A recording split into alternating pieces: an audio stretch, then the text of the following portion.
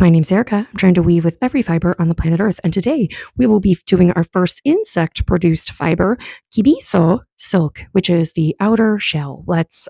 So this is bug warning, bug trigger warning. If you don't like bugs, you're gonna want to skip to the next video. Skip to the next video. This is a bug video. Bug warning.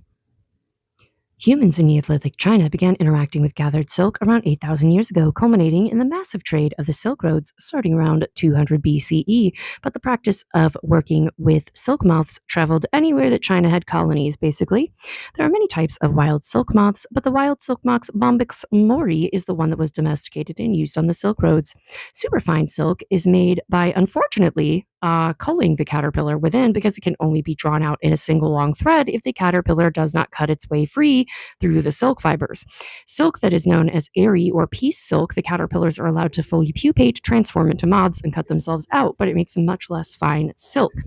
Very fine purpose-built spinning wheels process the ultrafine silk fibers. The very outer layers that remain after spinning the thread from the inside of the cocoon are normally discarded for being rougher, stickier, and more aged by the elements. That is what our yarn is made of. The Japanese name for this silk byproduct is called Kibiso.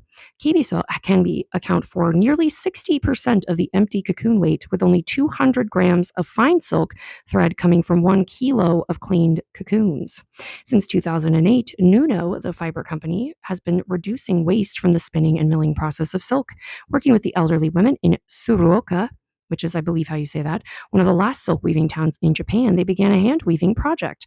Once the making of the yarn had been refined, it was possible to use it as wefts in machine looms. See you next time.